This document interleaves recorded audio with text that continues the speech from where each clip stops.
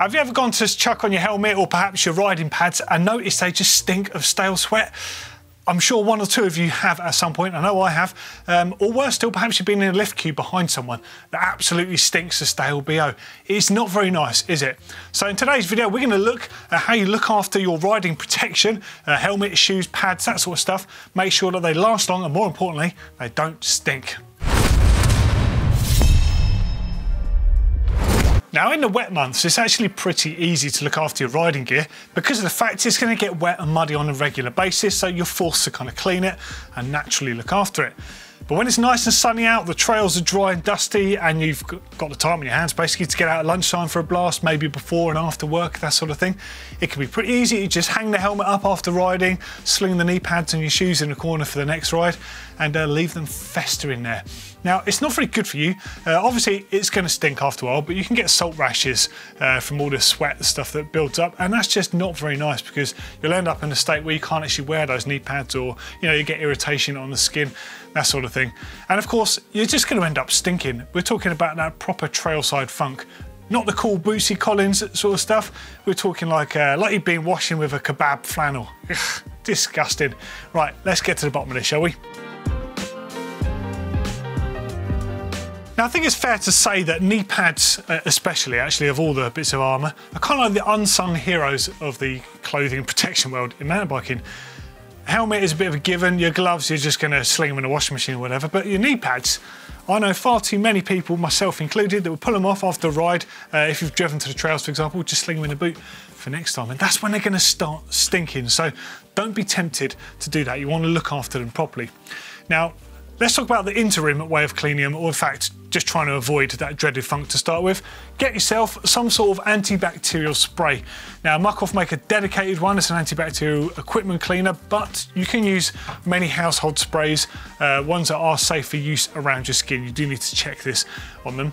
But if you're keeping stuff in the back of a car, back of a van, in between riding, perhaps you're on a road trip, a bit of antibacterial spray to help kill that bacteria on there, that is a great shout for using on these things. And the same applies to helmets and especially shoes. Shoes really do benefit from using this stuff.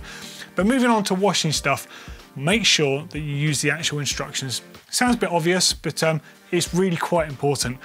When it comes to actually washing things in a washing machine, though, you do want to take a bit of care about the products you use and how you wash them, as well as the settings on a washing machine. So first up, read the instructions on the actual garment because it will differ. Some pads offer protection that you can remove, sometimes like with D3O and other sorts of weird protective stuff. It's a good idea to remove that element from the pad. Other ones like these Down Easy pads, you can actually harbour debris and mud and bits and pieces in there. So you want to give these a bit of a clean beforehand. It's actually something I do when I'm washing my bike. I'll wash everything down at the same time. But that might not suit you. But you need to take care of the fabrics because the fact they're quite technical in their nature, they're also kind of delicate. So they're built to be very comfortable when you're riding, but they've got features like hook and loop straps or Velcro, as you might know as. Now that can be damaging to other items and also to the actual fabric that they're made from as well. So it's a good idea to use something like a goggle bag, a helmet bag, or just a pillowcase to put these things in all together. All those sorts of fabrics that have different types of things on, like silicone rubber, hook and loop straps, minimal sort of ventilated fabric, the sort of stuff that can get snagged in the washing machine. You want to really take care with that. Now when it comes to actual washing machine settings, avoid high heat. So one school of thought is you need to wash things on a high heat to kill the bacteria. But high heat is not recommended by almost all pad manufacturers because it can distort the actual materials used, the plastics and rubbers and protective nature of the stuff in them. So avoid that. You'll find that most of them will be 30 degrees or cool hand wash. So definitely stick with what they recommend. And as far as your actual washing material goes, as in like fabric softeners and things like that, so firstly with the powder you get biological and you get non-bio. Try and avoid biological because of the fact, A, it's not as kind on skin, you can get irritation, and on things like knee pads, when around the back of your knee, it's quite soft skin. And I know this from the past, I've used biological and it's actually ended up causing me a rash, very similar to salt rash, in fact, which is another reason for washing them. So when you use non-bio powder, you want to absolutely avoid fabric softener like the plague. This actually kills technical fabric, so just do not bother using it, however tempted you are by the nice smell of the stuff. And finally, I don't think I've got any here, but Nick Wax do Tech Wash. So if you're washing technical clothing, technical jackets, things like that, you might want to get some of that for washing them. They always recommend washing on a cold setting. And it's designed to clear pores and stuff in the fabric. So if you've got a technical jacket that's got a membrane in it, the Tech Wash is the best way to go about making sure it's fully clean and ready for action again. But with the knee pads, like I say, just avoid, and the same goes for elbow pads and other padding items, avoid hot washing, avoid biological powder. Even though it is good for getting grease out, the fact it's not that good for stuff. And definitely avoid fabric softener, because the fact it's actually quite damaging to the thread and other stuff in the fabric. You just don't want that, however nice it actually smells. Now, when it comes to bigger items like upper body armor, jackets and things, you'll find that many of them have removable back protectors or specific areas of padding that you can take out. It's a good idea to wash these separately. Basically, wash these in the sink with a washing up brush and let these dry, and then actually wash the actual jackets as you would with your knee pads and other items of clothing. And like I said, all of these will benefit if you're on a road trip, for example, and you can't actually wash this stuff. A bit of antibacterial spray just to kill the funk. Just make sure whatever you use is something that's okay to use around your skin. And one other tip as well, in particular with knee pads and shoes, which we'll get to, is using some kind of insect repellent on the stuff. So certainly in the UK in springtime, it's tick season. I'm sure there'll be different times of year around the world where you have the same issue. Now, ticks, of course, sit dormant on undergrowth, waiting for you basically to ride past on your bike, and they jump on and they latch on. And areas like behind your knee, around your crotch, your armpits, things like that is where ticks like to get to. So if you can cover some of your riding shoes and your knee pads before you head out, it's a good idea.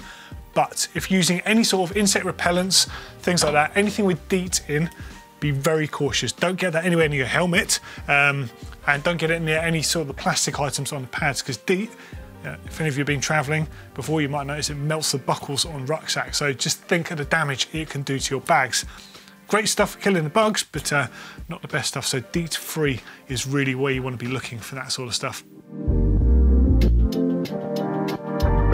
Now, although you should be washing your short liners or your chamois, depending on what sort of preference you have, you should be washing them every time you ride. Of course, it's not always possible. You know, if you're on holiday and you're riding bike park every day, or if you're just keen on riding every single day, you don't want to do a full wash every time. And of course, you know, it's not that good for the environment, constantly washing stuff. What I found works well for me if I'm riding multiple days, it's just get in the shower with them after riding. Give them a good scrub down, remove them, give the actual pad itself a good scrub, because you want to get the salt out of it, really.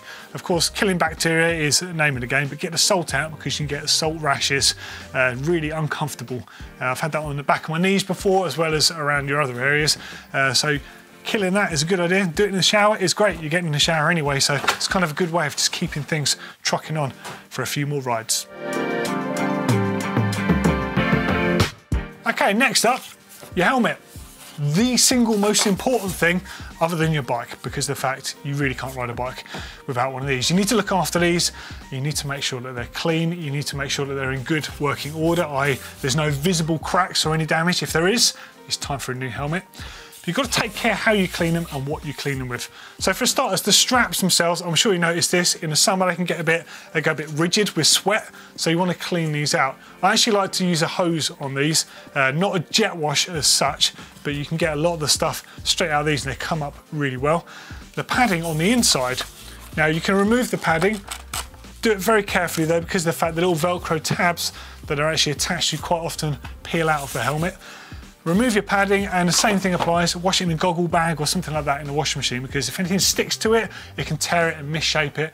Again, on a low temperature wash is the best way to do it. Now, for cleaning the actual helmet, you'll find that most manufacturers will recommend you just use some very mild soap and warm water and a sponge to delicately clean them. And really, that's all you need to do with them. In the winter, in the UK, it rains so much here that kind of takes care of things. But like I say, just warm, mild, soapy water. In fact, like baby soap is actually quite good, because you know it's good for delicate skin. And one last thing with helmets, just to reference, is yes, you could still use antibacterial cleaner on sprays, basically like the equipment cleaner, to get my words out, on the actual padding on the inside. Yes, that would work, but also you can get specific products like Foam Fresh. Now, this stuff is designed to spray on the inside of your helmet, basically to keep it smelling nice in between washing that liner. But it's not an alternative to killing the bacteria. It will make it smell really good though. So another good product that's definitely worth a look. And the last thing with your helmet is get into the habit of replacing your helmet fairly regularly. Now, there's mixed schools of thoughts on this, but really you should be looking to replace your helmet sort of every 3 years or so. Now, most people I know will crash, and hopefully not a bad crash, will crash within that time. And if you bash your helmet, really it's time for a new one. But a 3-year window is a good way of thinking about it because of the fact that it gets a lot of use, gets a lot of UV light, even the sort of hair products, skin products, sun creams, DEET if you can get near your helmet, all of these things can affect your helmet. Okay, so just really take care, geek out, read the manual that comes with your helmet. Okay, and lastly is of course your footwear. Now, whatever you ride in, your shoes are going to get caked in mud, they're going to get covered in dust, and they're going to get soaked in sweat. Yeah, so your shoes are probably the contender for being the smelliest, most rancid things out there of all the things that you ride in, so look after them. Now, when it's wet, you're going to have to dry them out. So drying your shoes out, you could go old school and stuff them with newspaper. That's going to work. If you're going to do this, remove the insole from them, dry that separately. Now, ideally, you should avoid having any direct heat sources on the shoes itself, like a hot radiator, because some synthetic materials can crack. However, there are shoe dryers on the market which basically aerate the shoes with warm air. Now, some of these are really quite good. Of course, there's a lot of cheap ones on the market. If you're going to get one of those, just be cautious about how you use them because, well, water and electricity, not exactly great contenders together, but you can get some really good ones, essentially. Now, you can also make your own sort of shoe dryers by using Silka gel beads, which you can get online, no problem at all. They're often seen inside double glazing window, fish tanks, things like that.